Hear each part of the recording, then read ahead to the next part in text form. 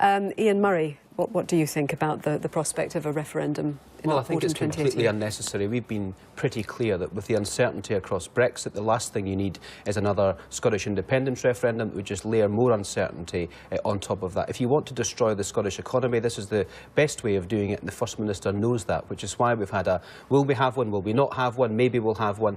It looks as if we've got a little bit more clarity with that interview with Laura Kuenssberg today, but it's quite clear that the Scottish people don't want another independence referendum. All the polls have shown that. But we need to be quite clear that the SNP wake up every single day of the week to try and deliver independence, and they're using Brexit to hang it on that. And I think the people that will suffer will be the Scottish people in terms of economic downturn. The issues around 2014 are also much more prominent now than they were then. And the £15 billion fiscal deficit that Scotland currently carries would be detrimental to any kind of independent Scotland. And there is no answers to those big questions about people's jobs, people's livelihoods, and what the Scottish economy will look like in the future. Miles Briggs. Well, good morning, Joanna. And I think I agree with what Ian's just said there. I think this is yet more uncertainty. And actually just the politics of Nicola Sturgeon, because for the last 10 years now, she's used this issue to try to divide our country, and she's continuing to do that today.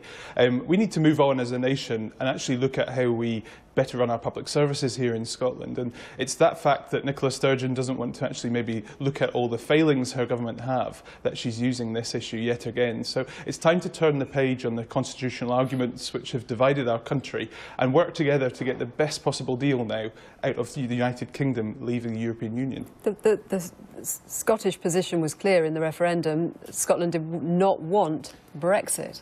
Yes, and I was one of those voters who voted Remain, but it was a UK-wide referendum, and we live up to that in terms of how we as a country now are all leaving the European Union and how we get the best possible deal.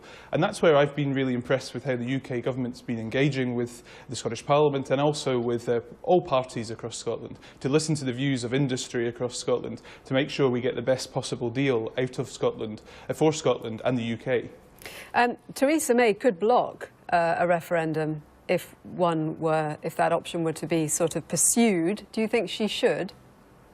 Well, the issue has never been, could there be a referendum? And both the Prime Minister and Ruth Davidson, our leader in Scotland, have been clear on that. The issue is, should there be?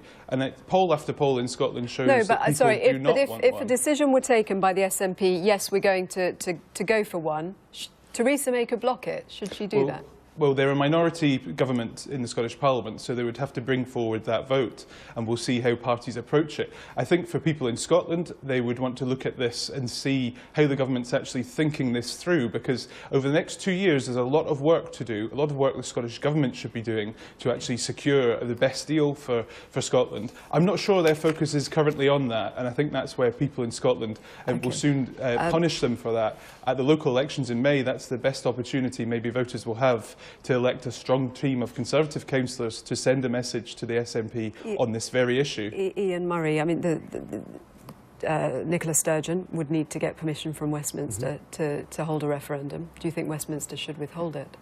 Well, it's very difficult. It would depend the terms of that. It's called a Section 30 order, and all the issues around question and franchise and dates would be part of that Section 30 negotiation, so it would depend what that negotiation looks like. But I do agree with pretty much everything that Miles Briggs has just said, but I think the important point to mention in terms of the Conservatives, if they brought us to this brink, they ran a 2015 general election campaign pitting Scots against the English with photographs of Alex Salmond all over England. And David Cameron, the former Prime Minister, came to the steps of Downing Street the very morning that the referendum result was announced and announced English votes for English laws, and then they brought us to the position of Brexit. So it's about time Miles Briggs and his party took some responsibility for us bringing to the brink of ripping up the United Kingdom. Let's get a second independence referendum off the table and all work in one to get the best possible Brexit deal for Scotland and the United Kingdom. Thank you both very much.